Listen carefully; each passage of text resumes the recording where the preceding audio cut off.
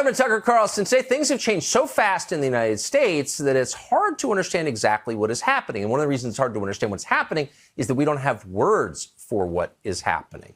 You can't understand something unless you can describe it. Words are the first step to understanding.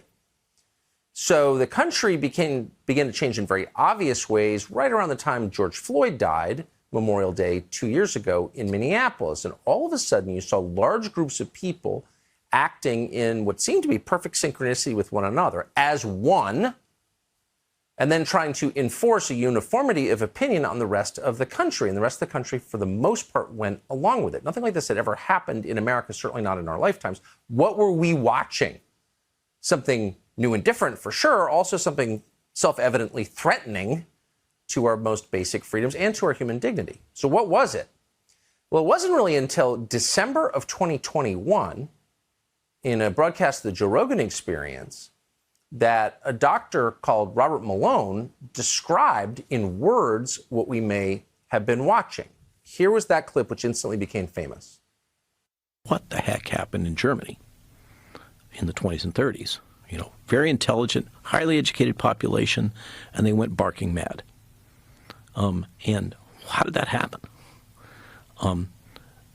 The answer is mass formation psychosis. When you have a society that has become decoupled from each other and has free-floating anxiety and a sense that things don't make sense, we can't understand it, and then their attention gets focused by a leader or a series of events on one small point, just like hypnosis, they literally become hypnotized and can be led anywhere. So Malone goes on to attribute that idea at the core of his description, something called mass formation, to an academic in Belgium called Mattias Desmet, who wrote a book on it, actually, called The Psychology of Authoritarianism. And I want to put a quote up on the screen that gets to the nut of what he's describing, and we're quoting. Mass formation is, in essence, a kind of group hypnosis that destroys individuals' ethical self-awareness and robs them of their ability to think critically. This process is insidious in nature. Populations fall prey to it unsuspectingly. To put it in the words of Yuval Noah Harari, quote, most people wouldn't even notice the shift toward a totalitarian regime. We associate totalitarianism mainly with labor, concentration, and extermination camps, but those are merely the final bewildering stage of a long process. So those words come from, as we just said, a Belgian academic called Mattias Desmet, who we are honored to have join us on the set now to describe what all of us have been watching for the last 2 years. But Professor, thanks so much for coming on. Thank you for inviting me. Is it a little strange to find out that you're famous in the United States? Yes, a little bit, yes. So 10 years ago, I think this would have been considered a kind of esoteric academic theory, you know, relevant to your specific study, but not really relevant to the society that we live in. And all of a sudden, you've so perfectly described what the rest of us have been watching. So before we get into it, if you just tell us who you are and where you're from and how you wound up concluding this. Yes, well, I'm from Belgium, as you said. I'm a professor in clinical psychology at Ghent University. I also have a master in statistics. And that's actually how statistics? In statistics, yes. Huh. Yeah. I did a PhD on methodological problems in academic research. I started my PhD in 2003 when it became clear that up to 85% of the academic papers is seriously flawed. That's what my PhD was all about. And then, when the corona crisis started, I immediately started to study the statistics a little bit. And I immediately got the impression that the mathematical models in the statistics that were used dramatically overrated the dangerousness of the virus. And then, in my opinion, a few months later, by the end of May 2020, this was actually proven beyond doubt. At that moment, the initial mathematical models on which the corona measures were based, the models issued by Imperial College, predicted that by the end of May 2020, in a small country such as Sweden, about 60,000 people would die if the country didn't go into lockdown. And Sweden didn't go into lockdown, and only 6,000 people died. And at that moment, for me, in the first week of the corona crisis, I published 2 opinion papers in which I tried to warn people that there was something dangerous out there. And I wasn't referring to the virus, The title of the first paper was "The fear of the virus is more dangerous than the virus itself." And strangely enough, I tried to show people in what way the statistics were wrong, but nobody really seemed to care about it. And everybody continued to buy into the narrative. And even when, by the end of May 2020, it was proven beyond the shade of a doubt that the mathematical models had been dramatically wrong, the narrative continued, and the society continued to behave as if the mathematical models had been right. And that was the moment for me when I switched my perspective. At that moment, I decided to focus on the psychological mechanisms that could explain why an entire society couldn't see anymore that the narrative they believed in was blatantly absurd in many respects. And it took me 1 or 2 months before I could, in my opinion, pinpoint it, and before I started to understand that what we were dealing with was a large-scale process of mass formation, which is like a kind of group formation, which has some very strange effects at the level of individual psychological functioning. The most important being probably that people who are in the grip of such a process, in one way or another, lose all capacity to take a critical distance of what the group believes in, and this can go extremely far, like during the revolution in Iran in 1979, which was a large-scale process of mass formation in Iran, people started to believe that a portrait of the Ayatollah, whom they considered a leader, was printed on the surface of the moon. And when there was a full moon in the sky, it typically were standing in the streets showing each other where exactly you could see the portrait of the Ayatollah. That's the first strange effect at the level of individual psychological functioning of a process of mass formation. A second one. And Iran in 1979 was not a backward, remote country. It was a very westernized, very well-educated, sophisticated country. Of course, the level of education doesn't play any role, even not the intelligence. Even more, the higher the level of education, the easier, the more vulnerable people are for mass formation. Okay, let me just back up a step. So you said in 2003, you began your PhD, and your main focus was the fact, and you described it as a fact, that 85% of academic papers had serious flaws within them. Yeah. Now, 85% is the overwhelming majority. Yeah, academic papers are the basis of academia. So, I mean, that's a shocking. So maybe that was the first example you saw of mass formation, because how could they not fix that? Yes, well, I published a small book about that in which I tried to show in a very tangible and concrete and simple way why most research methods impossibly can lead to valid results. And what I noticed was my examples were really clear and tangible. Everyone who wanted to see it could see that the methods could only lead to flawed results. And to my surprise, only about 5% of my colleagues wanted to open their eyes and wanted to see what I was showing, and the rest didn't want it. And that was the moment when I started to think about what could possibly explain why people became so blind. And that was the moment when I first started to be interested in mass formation. And exactly the same process repeated itself in the corona crisis. I immediately noticed, like, look, these statistics and these mathematical models can be right. I tried to show it, didn't work, and then started to think about what psychological processes could explain that. And I stumbled upon, or I tried to re-articulate my theory on mass formation in public space then. We had the same experience exactly in the United States on the show in the spring of 2020. It became clear that the original Imperial College predictions, which were the basis of our public policy here in the United States, were completely wrong, and nobody cared. In fact, they reacted with hostility if you pointed it out. Absolutely.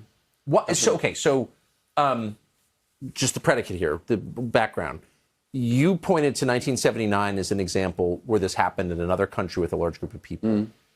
Is this a feature of history? Have we seen this a number of times? Mass formation has existed as long as mankind exists. So there, we've had the Crusades, the witch hunts, the French Revolution, then the mass formations in the Soviet Union, the mass formations in Nazi Germany.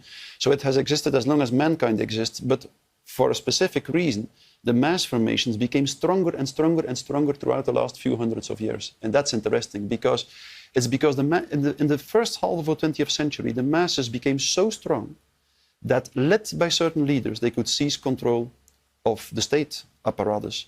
And that's how totalitarian states emerge. Yes. Totalitarian states, Hannah Arendt says, are always a diabolic pact between the masses and their leaders. It's a diabolic pact between the masses and their leaders, and in this way, like a completely new kind of state emerges, which is completely different from a classical dictatorship.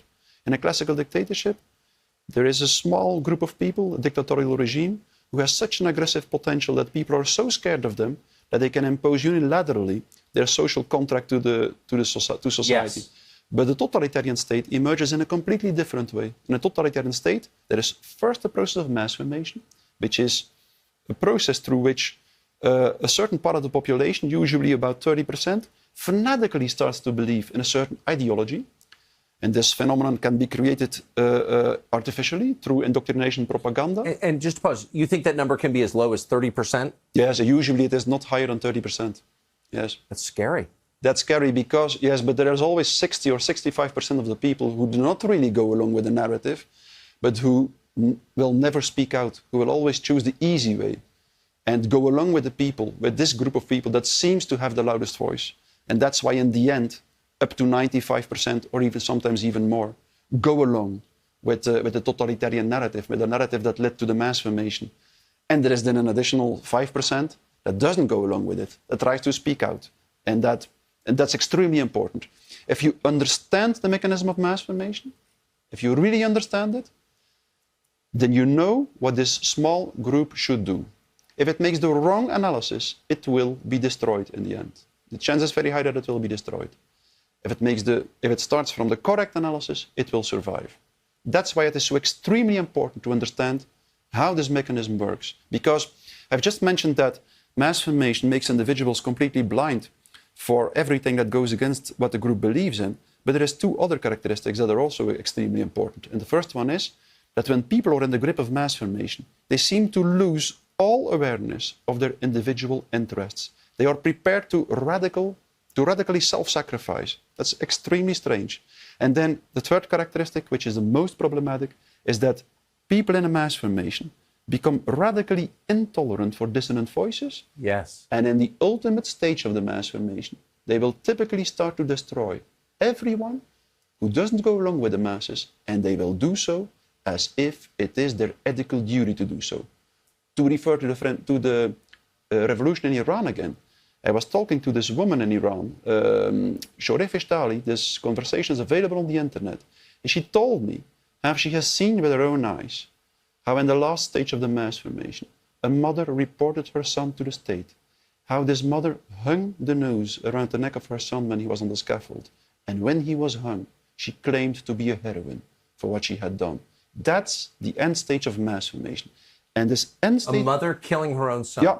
And if you understand the mechanism, as I explain it in my book, The Psychology of Totalitarianism, it's perfectly logical why that happens.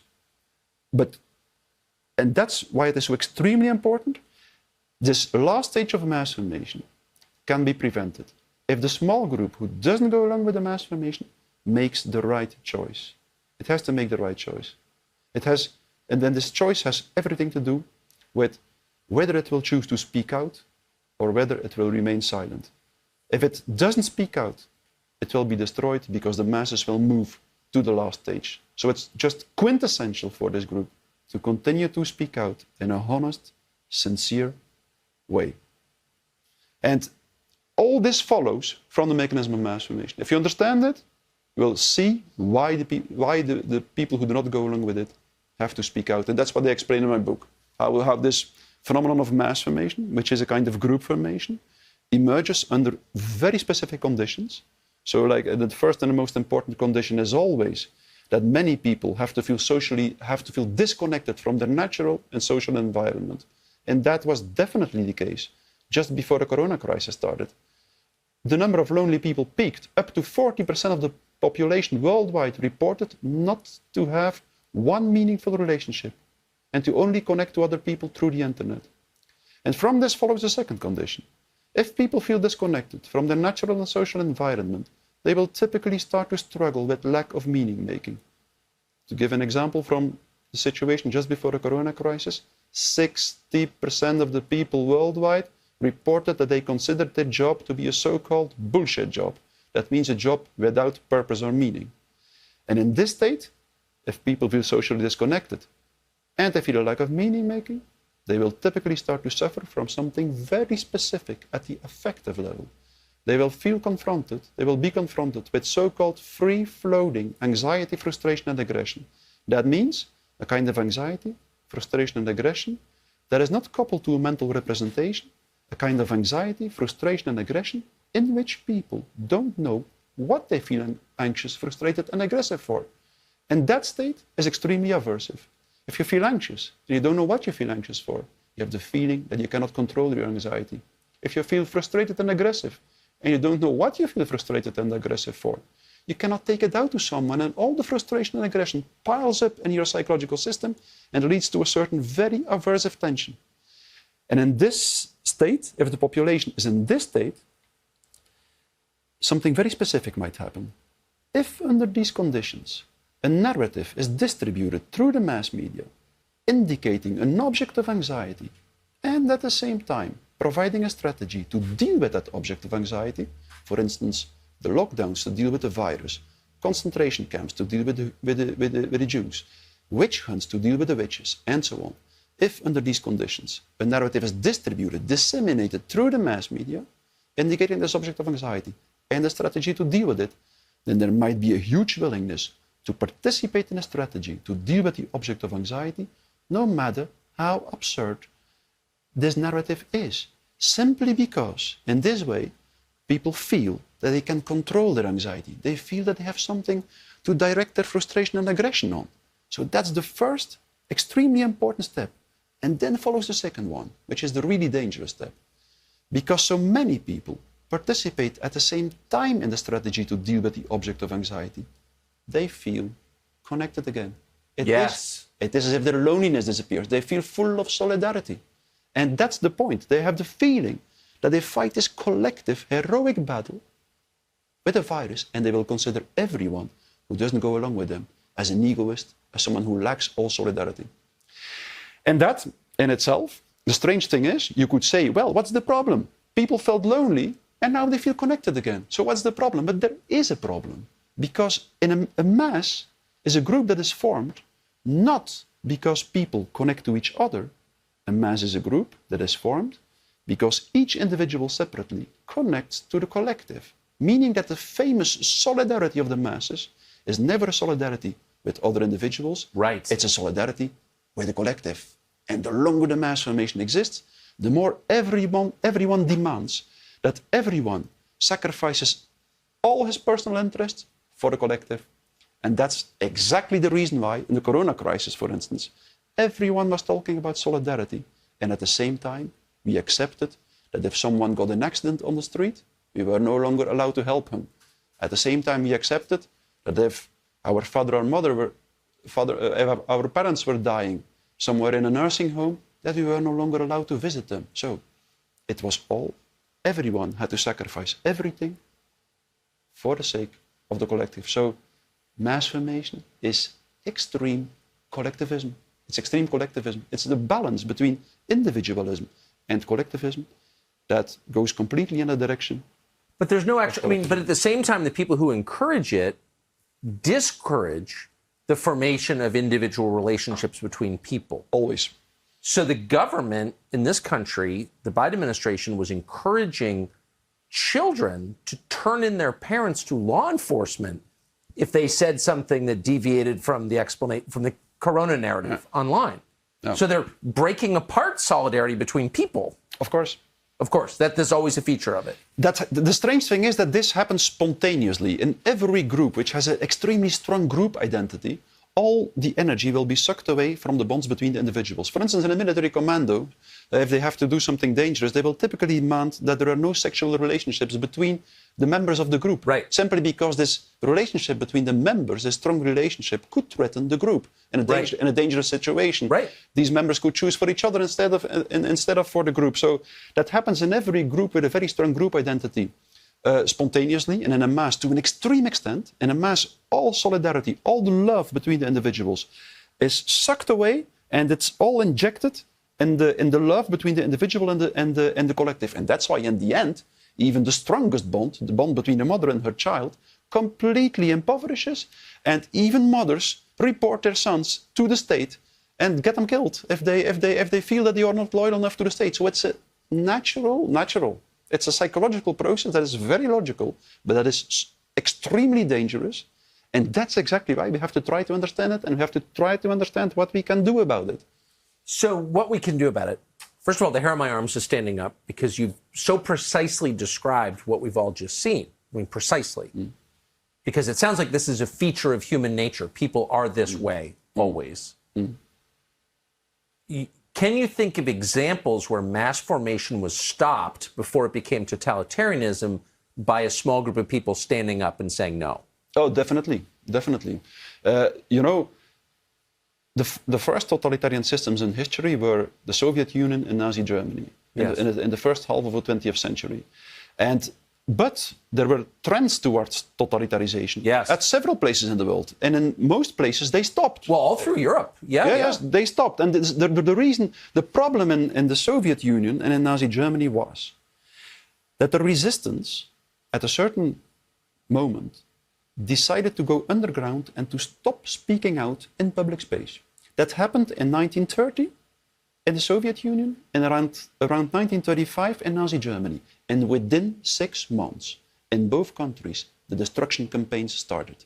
Within 6 months, the destruction campaign started. So there is a almost perfect correlation between the resistance that stops to speak out and the start of the atrocities and cruelties in a country. Simply because if you understand the mechanism, then you know, like mass formation is a kind of hypnosis. It's identical. It's exactly the same.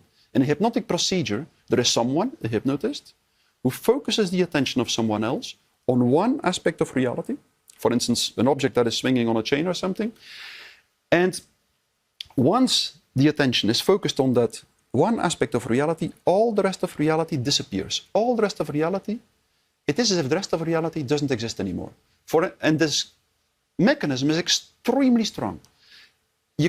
A simple hypnotic procedure is sufficient to focus someone's attention so much on one aspect of reality that the person won't notice anymore that there is a surgeon who cuts through the skin, through the flesh, even straight through the breastbone to perform an open heart operation. That happens all the time in a university hospital in Belgium. There is a professor, Elisabeth Femonville, who uses this simple procedure to focus a patient's attention on something, and then the surgeon can do no matter what he wants, cut through the breastbone, the patient won't notice it. So that's the power of this mechanism of the focusing of attention. Exactly the same happens in a mass formation. First, people start to deal with all kinds of emotions that are no longer coupled to mental representations. And then all these emotions, all this anxiety are focused on one point, and consequently, the people don't notice anymore that they lose everything, that they lose their health, their wealth, the future of their children, and so on. That's exactly what happens in a mass formation. So once you understand that the mechanism of mass formation is a kind of hypnosis, you understand that it is a phenomenon that is always provoked by the voice of someone, the leaders of the masses who use indoctrination and propaganda to continue the mass formation, and then you also understand that if you want to disturb the mass formation, that you have to continue to speak out, that the dissonant voices have to continue to speak out. If the dissonant voices, if the people who do not go along with the masses continue to speak out, they won't succeed in waking up the masses. Sometimes someone will wake up, but usually the people will continue to be in the grip of the mass formation. But that doesn't mean that their speech has no effect. Not at all. Their speech will constantly disturb the hypnosis to a certain extent, and it will prevent the hypnosis to become so deep that the people become convinced that they have to destroy everyone who doesn't go along with them. From the 19th century onwards, scholars like Gustave Le Bon have described that the people who are not in the grip of the mass formation that their speech has exactly this effect. It doesn't wake them up, but it disturbs the mass formation, and it makes sure that it doesn't go so deep that the masses start to commit atrocities. And in this way, that's from a strategical point of view, quintessential. In this way, what will happen is the following. The masses are always self-destructive, and they will slowly exhaust themselves. They will exhaust themselves and destroy themselves before they destroyed the people who do not go along with them. So once you understand that the first and foremost strategical principle that you have to follow is that you have to continue to speak out. And at the same time, it's also an ethical principle. As a human being... Yes, it is an ethical principle. It's an ethical principle. As a human being, you have the ethical duty to articulate these words that seem sincere and honest to you, no matter what the consequences are. And if you do that, we have numerous examples described by Solzhenitsyn, by Primo Levi, by Viktor Frankl. If you do that, something wonderful will happen. If you stick to your ethical principles, when the world dehumanizes, you go through a very fast process of mental evolution. A very fast process of mental evolution as a human being. You start to become stronger and stronger and stronger as a human being at the mental level, and sometimes even at the physical level. If you read Solzhenitsyn, he gives these wonderful examples of how in the gulags, most people started to act in a beast-like manner. Yes. But there were some, a small minority, who went in exactly the opposite direction, who in this pool of darkness chose to try to represent humanity, and who became more and more determined to stick under all conditions, no matter how difficult it was, to their ethical principles. And Solzhenitsyn gives these wonderful examples in which he describes how these people very often survived the concentration camps and became even stronger while most others died within a few weeks or a few months. Of course, it's not a guarantee, but I think that if we understand that, we understand that the process of mass formation and everything that happens now, in a certain way, has meaning and purpose. It should motivate us to understand the value of ethical principles for a human being. It should make us more determined to continue to live according to ethical principles while the rest of the world leaves them behind. So, let me just say this. One of the most amazing conversations I've ever had, and I'm so grateful that you're, and I mean that, I'm grateful that you're here. I feel like you're speaking directly to our country. What is the difference between the people who go along, which is the majority it sounds like, and the smaller percentage who decide, no, I'm going to say what I believe is true no matter what? What makes people to decide to take one path or the other? And can you predict it ahead of time? No, you can't. From the 19th century onwards, from the moment psychologists have been studying the phenomenon of mass formation, it has been remarked and observed time and time again that every time a mass emerges in a society, there is a small group who doesn't go along with it. But this small group is extremely diverse and heterogeneous. Yes. And nobody seems to know what connects these people. I've noticed this. Which characteristic these people share. But in one way or another, they all make this fundamental decision, a decision that cannot be reduced to anything else. They make this decision to choose for truth speech instead of choosing the easy way and going along with a narrative where everybody believes in, but of which everybody actually knows that it is utterly absurd and unethical. So, because the mass formation, that's very interesting. The reason why people buy into the narrative that leads to mass formation is not because they think that the narrative is correct. Not at all. The reason why they buy into the narrative is because it leads to this new social bond, because it makes them feel connected again. Because loneliness is the most painful state. We don't know it, but it is like that. We don't realize it, but it is like that for a human being. And it wants to escape. It wants this new social bond. And the reason why people buy into it is because it leads to all these psychological advantages. It couples the anxiety to an object. It provides an object at which people can direct their frustration and aggression.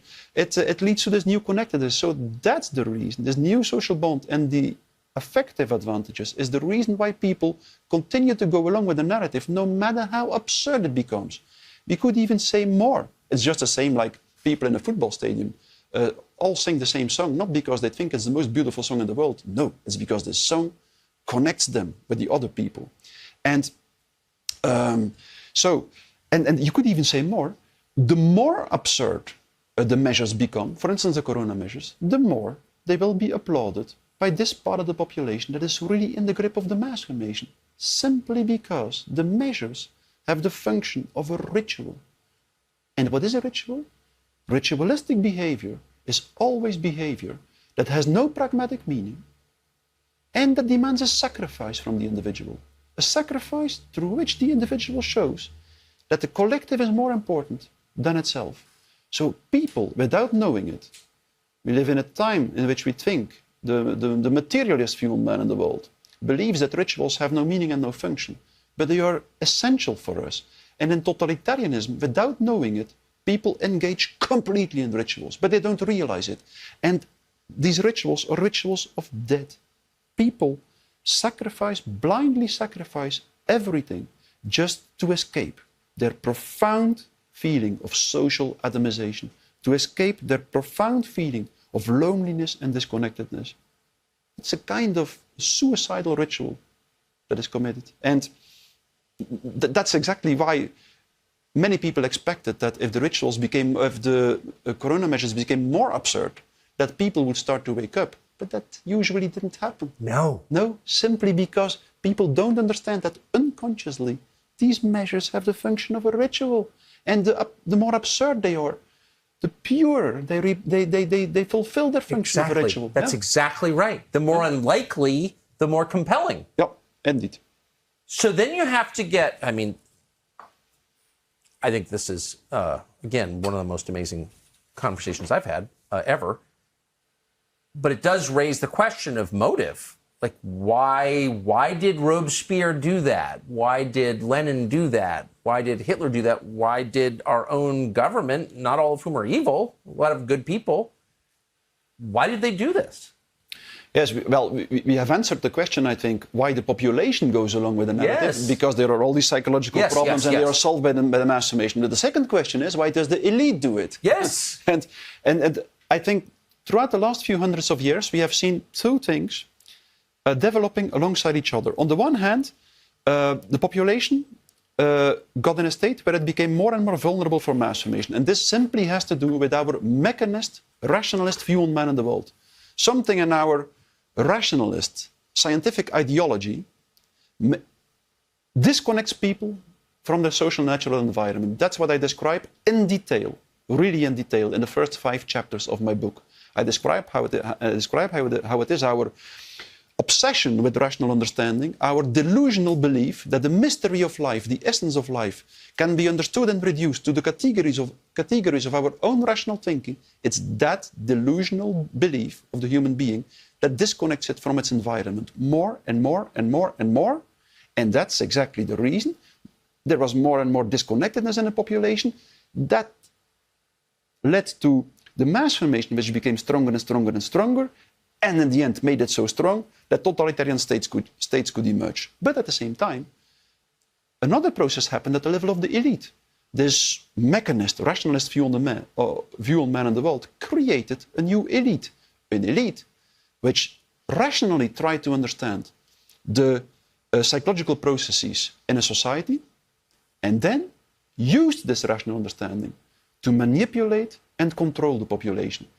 And that's why immediately after the French Revolution, that means after the fall of the Ancien Régime in France, immediately we saw the emergence of modern indoctrination and propaganda. Napoleon was the first one who established a Bureau d'Opinion Publique, a kind of office for propaganda. And then in the beginning of the 20th century, like 100 years later, we saw already these enormous propaganda machineries of the First World War. And it became worse in the Second World War, and now it's even much, much, much more worse. Our entire public space is saturated with indoctrination propaganda constantly, simply because it's strange. If you read the works of the founding fathers of indoctrination propaganda, such as Lippmann, Trotter, Bernays, then you hear how these people think in the following way. They say, well, since modern democracy, the political leaders are not true leaders anymore. They have to be elected, meaning that they have to follow the masses. So they can never control the masses. And at that moment they decided, and you can read this literally in the works of the people I just mentioned, Lippmann, Trotter, Bernays. At that moment, these guys decided, we need constantly to manipulate the masses, or otherwise they will govern the country and not the politicians or not us. So the elite relied more and more and more on indoctrination, propaganda, manipulation, psychological operations, brainwashing, and so on of the population, just to manipulate the masses from behind. To subvert democracy, to end the promise of democracy, yes, of course, which is the people will rule. Of course. That's the problem. Yeah, exactly. So why do they do it? Well, why do they do it? You know, that question should be answered, I think, in a very nuanced way. Many people think that totalitarianism is all about power and that it's all about the money. And to a certain extent, that's true. But the ultimate motivation of totalitarian leaders is always ideological in nature. Yes. Believe me, it's ideological. Like Stalin actually believed in Marxism. Of course, and he wanted to sacrifice everything, all his money and all his power, if he could just reshape society according to his Marxist ideas. That's so typical for totalitarian leaders. They want to sacrifice everything. And they actually believe it, though. They usually don't believe the narratives they use, but they believe the ideology blindly. So, like in this case, I think here in our situation, for me, the ideology at work is a technocratic transhumanist ideology. Yes. And in order to impose this ideology to society, people use, the elite uses, the large global institution uses all kinds of narratives to try to entice the people to go along with this ideology. And these ideologies, well, these narratives are like the climate narrative or the terrorism narrative or the corona narrative.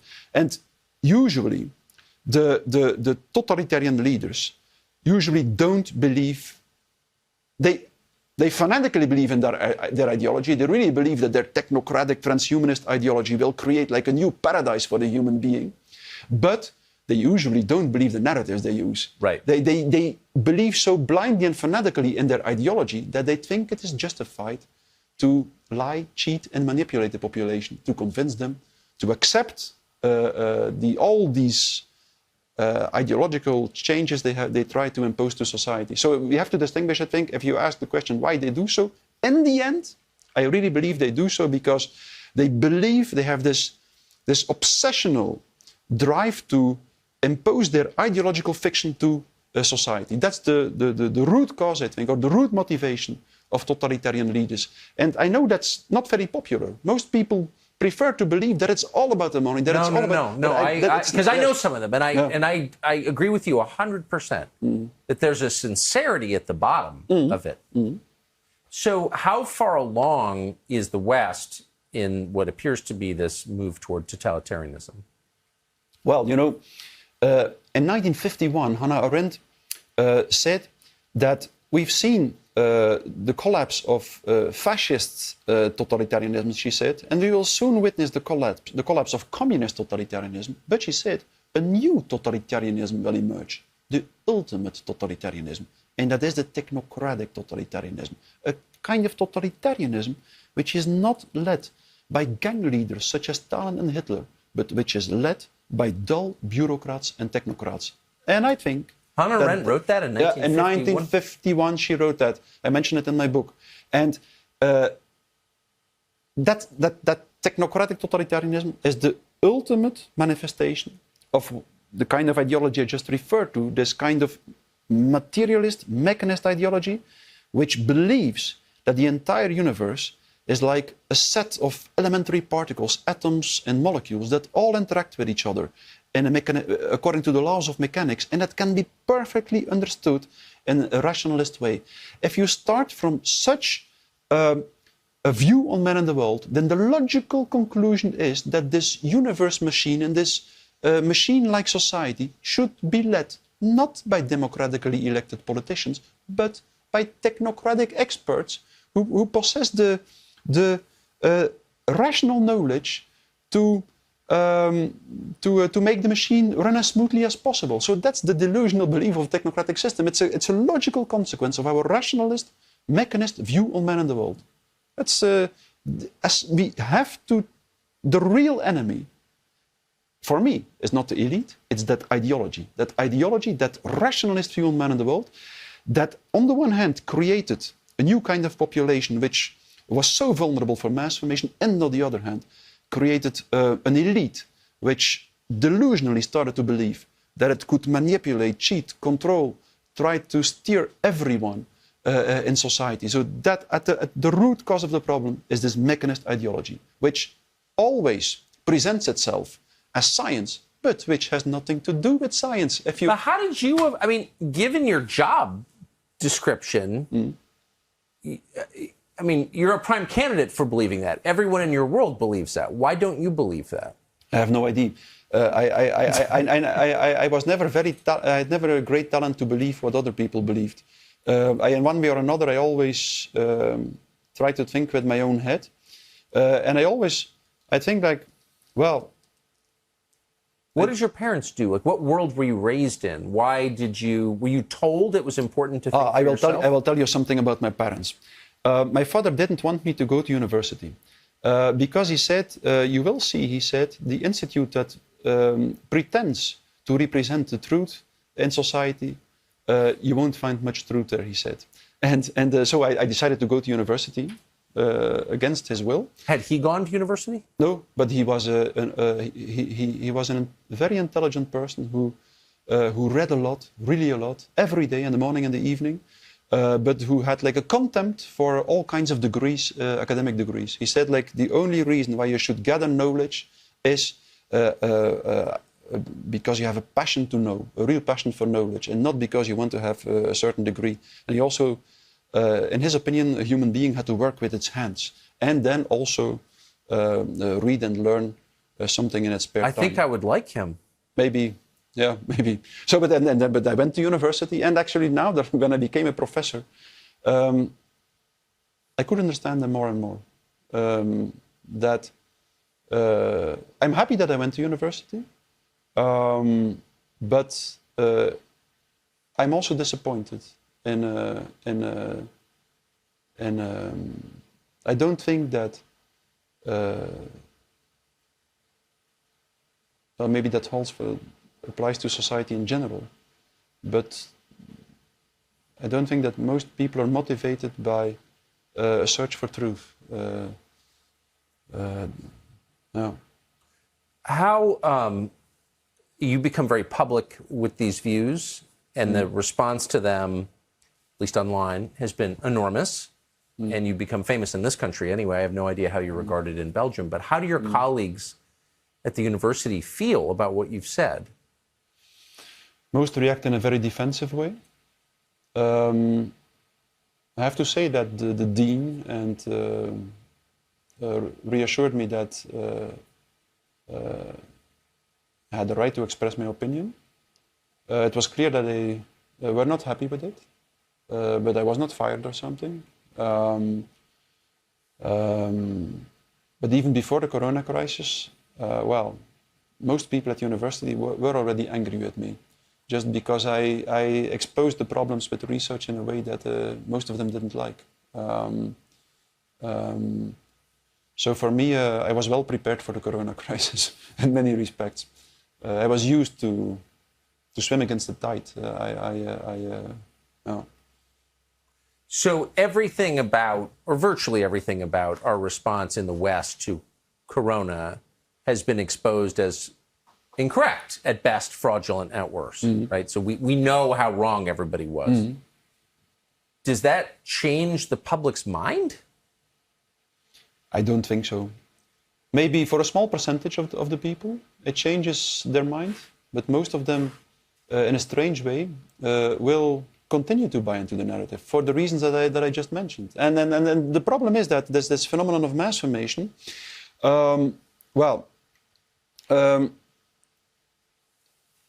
Mass formation, the cause of mass formation is loneliness, but mass formation itself, if you think about the mechanism that I just explained, because it sucks all this energy away from the social bond, creates even more loneliness. Yes. And that puts society in a condition where it is even more sensible, more vulnerable for mass formation. So if one large-scale mass formation emerges, there is a good chance that a second one will emerge, which might be even more powerful. So, and if we really want to get rid of this process of mass formation, we really will have to do something. We really have to move beyond this rationalist view on man and the world. I mean it. That's the ultimate cause. As long as we continue to believe that we can reduce the mystery of life around us to our rational understanding, we will continue to disconnect from our environment, and we will continue to be vulnerable for mass formation. So what is the accurate position? If our leaders are telling themselves, I can fully understand people, they're merely collections of atoms, and I can guide them toward utopia, what should be our attitude toward people? Like, what's the correct way to view? We will have to educate them in such a way that they start to see that they start to develop the capacity to connect to the world in a different way. I will quote René Thom, one of the most famous mathematicians of the 20th century and one of the founders of complex dynamical systems theory. He said, this part of reality that can be understood in a rational way, and he was a scientist, a top scientist, this part of reality that can be understood in a rational way is very limited. And the rest of reality, we can only understand by empathically resonating with it. And what René Thom said there, by empathically resonating with it. So he differentiated between two different kinds of knowledge. A rational knowledge and a kind of resonating, empathic knowledge of what happens around us. And there were so many traditions in which they were aware of this differentiation. For instance, the samurai tradition in Japan said that if you learn the martial arts, or no matter what other art, or no matter what other craft, there first is the rational, technical aspect of it. First, you learn techniques which you can understand in a rational way. But when you practice these techniques for a long time, you will start to develop something else, something that transcends all rational understanding. You will start to develop a certain feel with the art you practice. And that's and everyone who learns a craft knows this. First, you can try to understand rationally what you have to do, but slowly you start to feel what you have to do. And that's the moment where you start to resonate with what you are doing. It's this resonating knowledge which is so important, which also is this resonating knowledge which makes you feel the object that you're making in a craft, or which makes you feel the art that you're performing, or that makes you feel the object that you're studying in a scientific study, and so on. And it's, as soon as you're connected in this way with the object, you start to get in touch with the eternal principles of humanity and with the eternal ethical principles of our existence as a human being. And it are these principles that can be the true cornerstone of a human living together, a really fruitful human living together. Now, since a few centuries, we believe that rational knowledge should be the cornerstone of our human living together and of our existence as a human being. That's an illusion. Rational knowledge is always extremely relative and never really touches the real. Rational knowledge circles around the real. Are you guys listening to this? Sorry, this is just... What you're saying is the truest thing. Mm. Sorry, I'm getting excited. No. Yes. Well, rational knowledge cannot touch the truth of human experience. I think that's what you just said. That's what I said. Yeah. Nobody acknowledges that. Mm. Why? Because the illusion of complete rational understanding is so enticing for a human being. It makes him believe that he is almighty. It makes him believe that he will be able to explain everything, that he will be able to understand everything, that he will be able to manipulate everything, to control everything. It makes him believe that he will be able to live forever, to live eternally, and eternal happiness. If you read the books of someone like Yuval Noah Harari, then you see this transhumanist ideology, which is only the contemporary version of the mechanist ideology, really believes. It believes that man can become God. That's the problem. Yes. Through rational understanding. And that's, of course, it's extremely enticing for a human being to believe that. But at the same time, it's what destroys life, because the essence of life, and all seminal scientists have concluded exactly that. They said you can understand rationally something of reality. Think of people such as Max Planck, Niels Bohr, Heisenberg, Schrödinger, Bohr, everyone, all seminal scientists concluded the same. You can understand a certain part of reality rationally, but the essence of life, I give many examples in my book, the essence of life escapes rational understanding, meaning that, strictly logical, meaning that if you reduce life to rational understanding, you kill the essence of life. Yes. Inevitably. Inevitably. And that's why it's so destructive. That's what we see now. We see a radical destruction of life. Are you a man of religious faith? I was an atheist when I was 18 years old, from my 16 to my 20 years old, because I didn't like it to be an atheist, but I really believed, like, okay, what would the universe be if not a system of material particles, of atoms that interact according to the laws of mechanics? There is just no possibility that the universe could be something else. The universe is a material phenomenon, and it can be understood according to the laws of mechanics. It can be strictly rationally understood. And then slowly, while reading all kinds of scientific theories, I slowly started to see that the seminal scientists all started from this rationalist ideology, but that they all left it behind, one by one, that they all concluded, no, the essence of the universe is not material in nature. No, you cannot understand, it's not mechanist in nature. If you, like someone like Niels Bohr said, the Nobel Prize winning physicist who studied the elementary particles his entire life, he said, he studied atoms, the behavior of atoms his entire life. He said, when it comes to atoms, language can only be used as poetry. And he was dead serious. He said, this behavior of elementary particles is so intrinsically irrational, transcends all rational understanding, that you need poetry or mystical discourse to resonate with it, to have a certain feeling with it.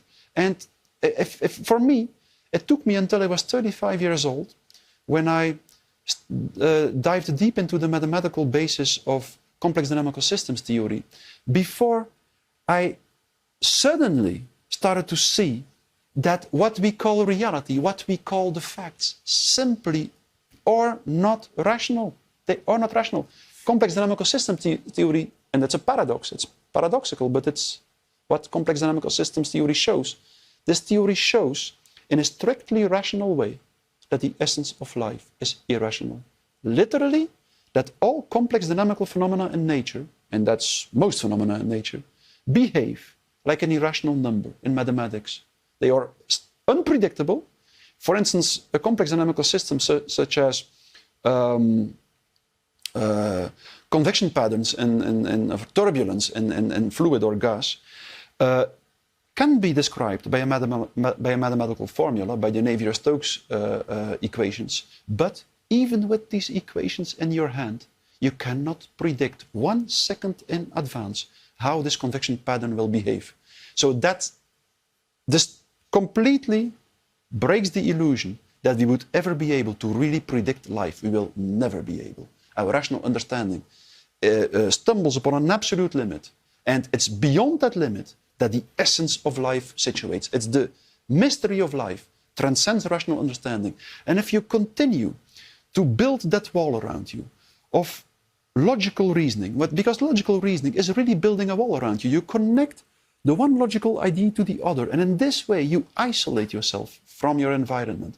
But as soon as you start to become humble enough, and as soon as you start to become aware of the fact that your rational understanding is limited, it is as if literally all these logical building blocks slide away from each other a little bit, and as if the eternal music of life can go through the holes of the wall and can touch the strings of your body and your soul. And it is at that moment that you can start to resonate with the mystery of life around you, with the eternal spirit of life. And it is exactly at that moment, I experienced that in my own life, that you can start to tolerate the idea of death and dying. And that's the most elementary disease of our society, because we believe, we are so obsessed by rational understanding, we don't know anymore what to do with the idea of death, dying, suffering. Yes, that's right. It's exactly right. And we deny it. We pretend it's not real. And that gives rise to great anxiety, don't you think? Of course. It leads to a certain anxiety. It leads to an incapacity to accept that life is risky sometimes, that we might lose something.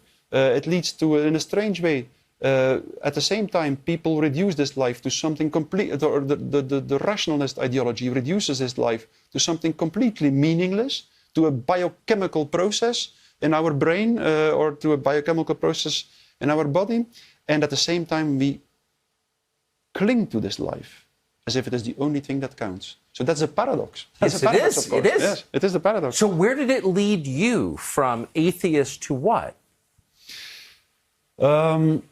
At least it led me to someone who understands that we should be humble enough to know that we will never, that our rational understanding is important, but that it is only the first stage and that it should never be the goal in our lives. There is something that transcends rational understanding that is much more important.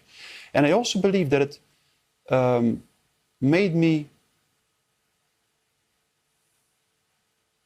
I will quote Max Planck, also a Nobel Prize-winning physicist. He said, "I've spent my entire life in the laboratory investigating elementary particles, and I came to the conclusion that our rational understanding is extremely limited, and that in the end, the only thing that counts is something that transcends rational understanding. That in the end, it's a contact with something that we can only resonate with." He said it in a very literal way, and he said that's something that transcends all rational understanding. I will be clear, he said, for me is a personal God. He said a personal God. So he said, in my opinion, in my experience, science ultimately arrives where religion once started, in a contact with something that transcends all rational understanding. And that something, he said, that transcends all rational understanding, for me is a personal God. That was how Max Planck put it. It is a wonderful book. You should read it. It's so wonderful. It's a wonderful book in which he shows, or in which he describes an experience that most seminal scientists have experienced. Namely that if you follow reason and if you really push rational understanding to the limit, you suddenly arrive at the limit, and it's there that the real journey of life starts. Yes. Do you have hope for the West that we can stop what seems inexorable, unstoppable? Of course, yes. I'm realistic in the short term. I think that the years to come will be difficult years, very difficult years. How? I think that this technocratic system and this rationalist ideology will impose itself in a radical way to our society. Everyone who doesn't want to go along with it will be excommunicated, I think. But if this group makes the right choice, and the most important thing is definitely that it should choose to continue to speak out, I mean it. We should continue to speak out, no matter how difficult it becomes. It will survive, and it will, after a while, it will be able to deliver the real ethical principles that have the potential to organize a society in which human beings can live a life worthy of a human being. I think that's what awaiting us, I think. How deep is your commitment to saying what you believe is true? I mean, is there any circumstance where you would stop speaking? I don't think so. Period. You know, yes, I don't think so. What I experienced throughout the last 2 years showed me something that for me is the most important thing in life. I lost some things. I was, to a certain extent, kicked out of some academic commissions and so on, because people didn't want to be in the same academic group as me anymore.